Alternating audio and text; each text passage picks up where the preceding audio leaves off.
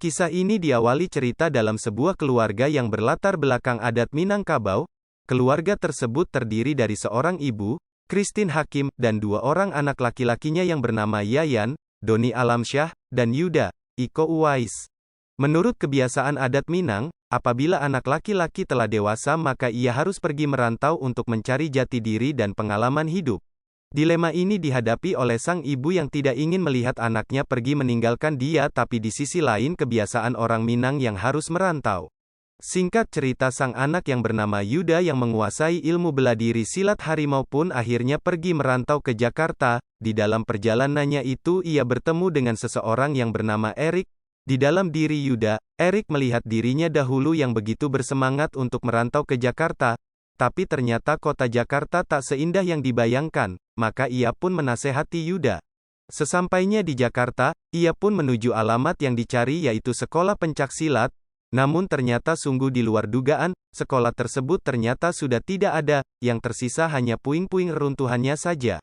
Tak terpikirkan oleh Yuda kemana ia hendak pergi, akhirnya diputuskannya untuk bermalam di sebuah lahan yang hendak dibangun. Di tengah perjuangannya menghadapi kerasnya kota Jakarta, secara tidak sengaja ia berkenalan dengan seorang anak kecil bernama Adit, Yusuf Aulia, yang hendak mencuri dompetnya. Dari sanalah awal semua perjuangan Yuda dimulai. Adit mempunyai seorang kakak perempuan bernama Astri, Siska Jessica, yang sering dianiaya oleh bosnya. Merasa tidak terima, Yuda lalu menghajar orang yang menganiaya Astri, yaitu Johnny, Alex Abad.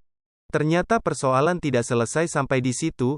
Johnny menyimpan dendam kepada Astri, kemudian menculik dan menjualnya kepada komplotan penjual gadis-gadis yang dipimpin oleh Radjer, Matt Skoudal, dan tangan kanannya yang bernama Luke, Lauren Basor. Singkat cerita, Astri pun tertangkap. Yuda kembali berjuang untuk membebaskan Astri. Tak disangkanya ia harus berhadapan dengan Erik, seorang yang ia kenal di perjalanan menuju Jakarta. Erik ternyata ditugaskan oleh Radjer untuk menghabisi Yuda. Pertarungan sengit terjadi antara keduanya di dalam sebuah lift dan Erik pun kalah.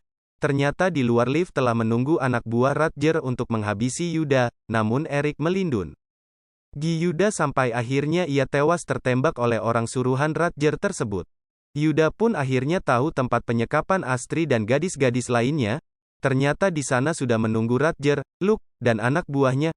Pertarungan yang tidak imbang itu pun terjadi dan dimenangkan oleh Yuda, sehingga Yuda berhasil membebaskan para gadis yang diculik.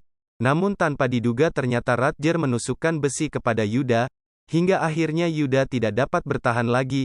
Sebelum meninggal, ia berpesan kepada Astri agar mengembalikan benda peninggalan ayahnya yang telah dititipkan ibunya kepada Yuda.